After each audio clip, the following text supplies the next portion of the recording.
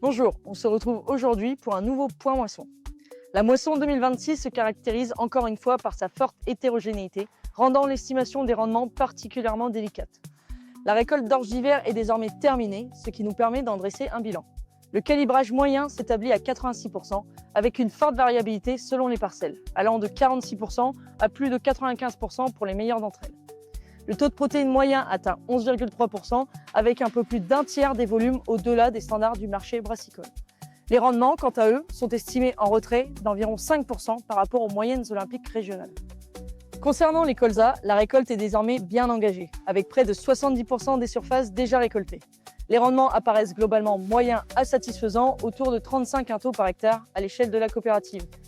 Cette moyenne masque toutefois d'importantes disparités, allant de 20 à 50 quintaux selon les secteurs et les parcelles.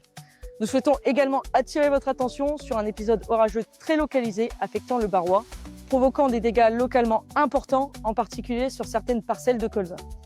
Quant à la récolte des orges de printemps semées à l'automne, elle est désormais pratiquement achevée. Les rendements observés sont globalement satisfaisants, variant de 70 à 100 quintaux par hectare, pour une moyenne estimée autour de 85 quintaux par hectare. Elle se singularise aussi par un taux de calibrage élevé, autour de 95%, et un taux de protéines à 10% dans les normes du marché.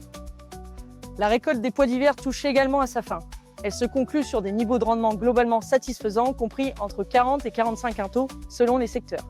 Les résultats apparaissent toutefois plus contrastés dans les terres filtrantes et séchantes, où les rendements sont davantage contenus, autour de 30 quintaux par hectare. La récolte des pois de printemps débute tout juste. S'il est encore trop tôt pour établir une estimation fiable des rendements, les premiers retours laissent entrevoir un potentiel plus modéré que celui observé sur les pois d'hiver. Passons maintenant au blé. Compte tenu de la forte hétérogénéité des résultats observés, nous avons choisi d'adopter une approche par territoire afin de mieux refléter les disparités locales en matière de rendement et de qualité. Au nord de la coopérative, dans les Ardennes et dans l'Aisne, la récolte des blés, sauf exception, n'a pas débuté. Dans le centre du territoire de la coopérative, hors secteur du Tardenois, la récolte des blés a débuté dans la Marne.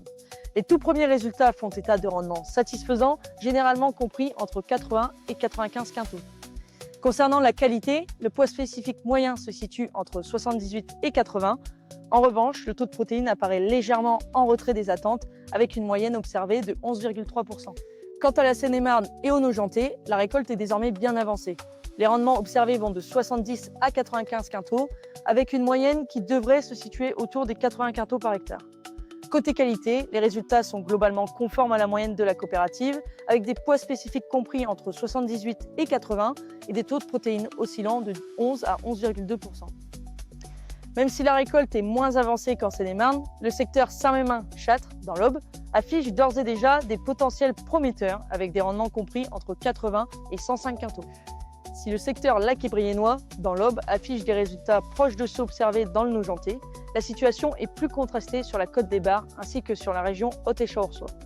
En effet, les terres plus légères, filtrantes, n'y ont pas pleinement exprimé leur potentiel. Malgré quelques résultats localement encourageants, les rendements moyens devraient s'établir autour de 60 à 65 quintaux, avec des écarts importants allant de 45 à 70 quintaux par hectare. La côte des Bars se distingue néanmoins par une qualité satisfaisante, notamment avec un taux de protéines moyen proche de 12,5%. Cette moisson 2026 confirme une nouvelle fois la diversité des situations observées. Dans ce contexte, la force de la coopérative réside dans sa capacité à mutualiser les volumes, segmenter les qualités et orienter vos productions vers les débouchés les plus rémunérateurs. Toutes les équipes de la coopérative vous souhaitent bon courage pour la suite de la moisson. À très vite.